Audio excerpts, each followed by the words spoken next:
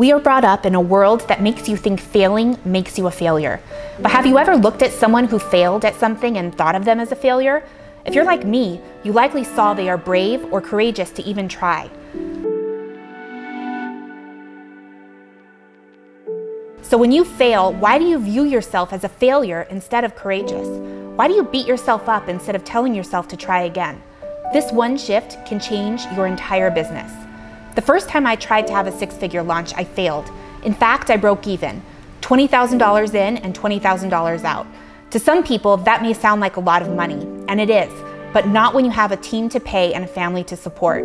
Not when your business had been stuck at $20,000 per month and no matter what you did, you couldn't break through. I was devastated, but all I could think about was my team. Well-meaning people try to say things like, "You should be grateful," or "That's more money than some people make in a year." But I disagree. Why should we try to sugarcoat it? Or worse, try to convince ourselves that we didn't really want it anyway? You did want it and you didn't get it. What's next? Maybe you're like me and you allow yourself to feel the pain, have a good cry, and then get back up to try again. As entrepreneurs, that's what we do. We get up and try again. When my launch closed and the numbers were final, I knew my team would be disappointed. We all worked so hard to make it a six-figure launch, but it didn't happen, not even close. I broke the news and I told them that we would not take this lying down and that after the dust settled, we would turn this around. There was something I didn't tell them, which was that my business bank account was empty. They never knew that for the next 2 months, I took zero salary and paid them from my personal savings account. They went all in for me and it was my turn to go all in for them. I focused on my students, giving them the best experience possible. I called people on the phone and conducted interviews about why they didn't buy. I leaned into my Facebook group and had conversations with members that led me to understand exactly where my messaging went wrong. 2 months later, I launched again. Only this time, I didn't have any money to spend on ads, but my results tripled.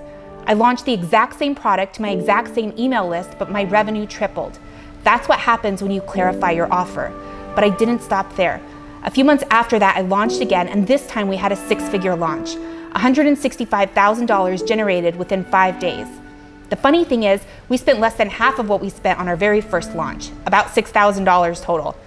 At that point, I had a decision to make. I could keep launching or I could try something different. Truth be told, I hated launching. It was exhausting. I turned into a different person when it was launch time, and it was having a negative impact on my home life. There was so much stress and uncertainty. I'd experimented with Evergreen funnels in the past, but didn't have much success. Around that time, I joined a mastermind filled with people who were making way more money than me. And I noticed something. The wealthiest business owners didn't launch, they scaled. They showed me how the key to having a profitable online course business was to have evergreen funnels. These funnels over time could bring in $100,000, $200,000, or even $300,000 per month without launching. My mind was blown.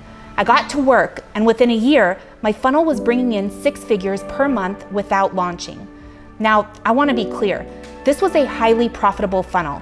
At the time, I didn't have a high-ticket back-end offer to upsell people into. Some people have multiple things to sell, but I did not.